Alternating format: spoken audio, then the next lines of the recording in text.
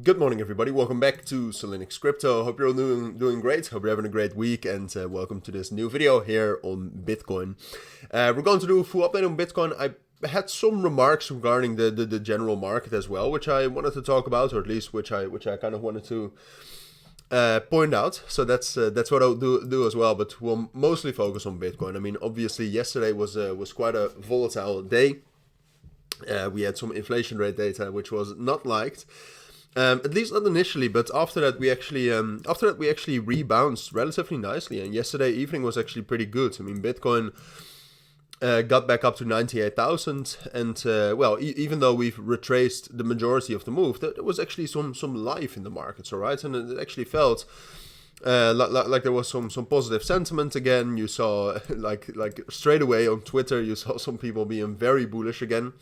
Basically, just it's just the extremes, right, on X. But yeah, so we've retraced that, but I think in general that's a good sign. And what I also saw is that the Bitcoin dominance here has actually dropped down quite a bit. It's at support right now, so it's on the verge of potentially falling down much lower. So that's interesting. That's something to keep your eyes on. And if it actually does continue falling, then even regardless of what Bitcoin does, we can get a lot of momentum. And then outside of that, the total 3 is also bouncing against that major resistance level right here at 920,000, which if we break above that, at least for altcoins, that's massive. All right, so that's what I wanted to point out real quick.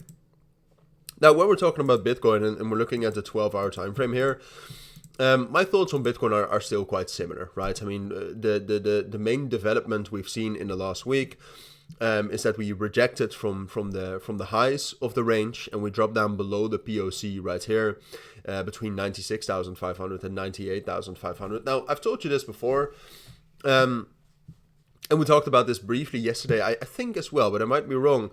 But I quite like how we're reacting to that whole level around 94,000. All right, so what you can see is that the main support level and most of the liquidity is more around 92 and 93,000. And as long as we have not really turned bullish yet, I'm still going to say that I think it's most likely that will actually drop down in there, find some liquidity, find some support before heading back up, because I do expect that will head up as well. But even though I think this is most likely, I'm starting to turn a little bit more bullish on Bitcoin as well, because if we take a look at the fundamentals, I mean, even with the inflation rate data that we had yesterday, the dollar strength index has remained relatively weak, has remained relatively bearish, which is very good for the markets.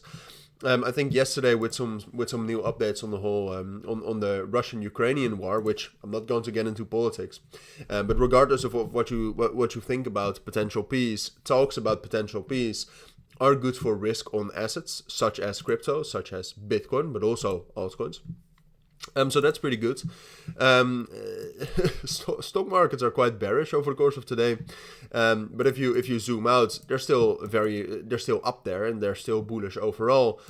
The one thing that worries me slightly is the USDT dominance, which you can see right here has actually turned much more bullish. We broke above a level and have held that so far. So this is the first time we're actually making higher lows sustainably. We already did down here, but these are real higher lows.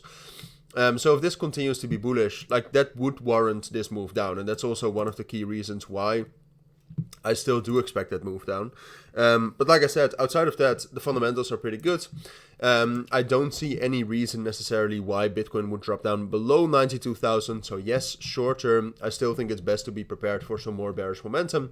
But I'm getting pretty optimistic about the potential bounce and also about the potential movements for altcoins over the course of today. But I'll keep you updated on that. I'll make some videos about altcoins right now, of course. That's it for now. So thank you for watching. Take care and bye.